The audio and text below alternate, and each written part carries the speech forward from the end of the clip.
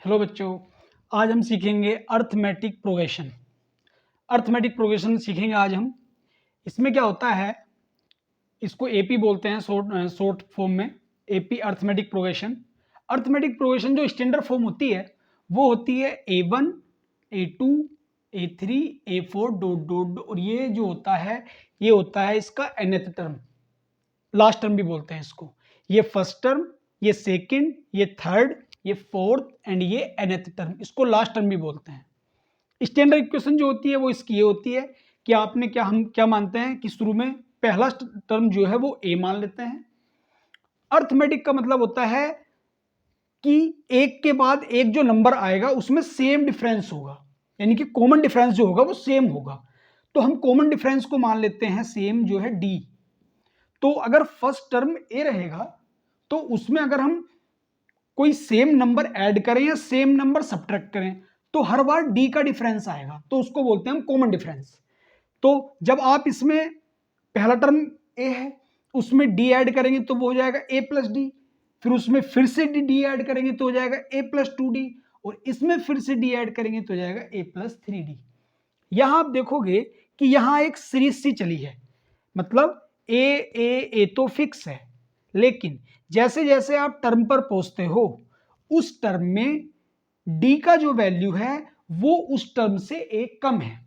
तो अगर पहले टर्म की बात करते हैं तो डी 0 है, अगर दूसरे टर्म की बात करते हैं तो डी एक कम है, यानी कि 1d। यदि तीसरे टर्म की बात करते हैं तो वहां पे 2d है, एक कम। यदि 4 टर्म की बात करते हैं तो d फिर एक कम है, तो वो हो जाएगा 3d। इस तरीके से जैसे जैसे आप सीरीज चलाओगे आगे, अगर आपसे nth टर्म पूछता है तो यहीं से एक फॉर्मूला बनता है कि a तो आ जाएगा इसमें फिक्स, लेकिन जो nth टर्म पूछेगा तो वो बन जाता है n-1 इंटू डी, यानी कि n से एक कम। फर्स्ट में 0, 2 में 1d, 3 में 2d, 4 में 3d और n में n-1 इंटू डी। ये आप ध्यान रखेंगे, और यहीं से एक फॉर्मूला बन जाता है। nth टर्म का फॉर्मूला होता है वो n is equal to a plus n-1 into D. ये आपको याद रखना है। अब आप देखोगे इसमें एक बात आपको ध्यान रखनी है, जब भी आपसे कोई टर्म पूछेगा तो हमेशा उस टर्म पे डी के साथ एक कम कर देंगे। जैसे आपसे पूछेगा 20 टर्म बताइए तो आप लिख दोगे a प्लस 19d। ये डायरेक्ट याद रखना है, इसे हम डायरेक्ट यूज करेंगे, बार बार फॉर्मूला नहीं लगाएंगे। जहां भी आपसे टर्म पूछेगा तो हम डायरेक्ट उसको जो है एक कम करके रख लिया करेंगे। जैसे आपसे पूछेगा कि आप बताइए 30 टर्म क्या रहेगा तो a प्लस 29d, 25 टर्म क्या रहेगा तो आप लिखोगे a प्लस 24d। इस तरीके से आप डायरेक्ट इसको याद रख लेंगे, इसका हम कई जगह यूज करेंगे। तो आप देख रहे होंगे इसमें 4 वेरिएबल हैं। एक तो nth टर्म है लास्ट वाला, इसको लास्ट टर्म भी बोलते हैं, nth टर्म भी है ये, और ये a है फर्स्ट टर्म, n है कि उस AP में कितने नंबर हैं, n होता है उस AP में कितने नंबर हैं, काउंटिंग नंबर जो है, और d होता है कॉमन डिफरेंस। किन्हीं भी दो टर्म का डिफरेंस कितना है वो होता है d। अगर आपको d निकालना हो कभी तो d का फॉर्मूला होता है d is equal to a2 minus a1, या a3 माइनस a2 भी कर सकते हैं, या a4 माइनस a3 भी कर सकते हैं।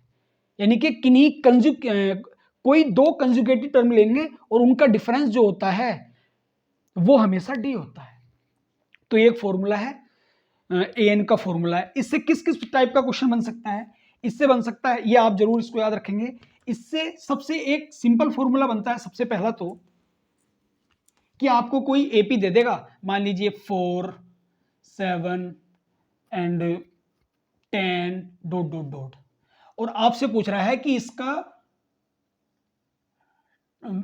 12 टर्म बताइए, 12 टर्म।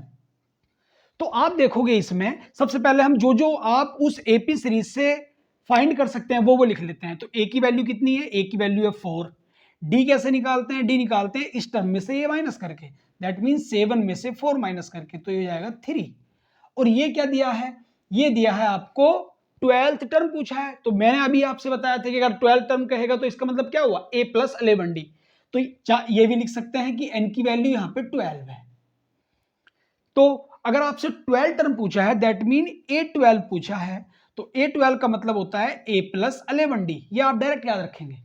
तो होगा क्या, आपको पता है a की वैल्यू है कितनी 4 और 11 ऐसे रहेगा और d की वैल्यू है 3, तो ये हो जाएगा 4 प्लस 11 3 जा 33, ये बन जाएगा 37।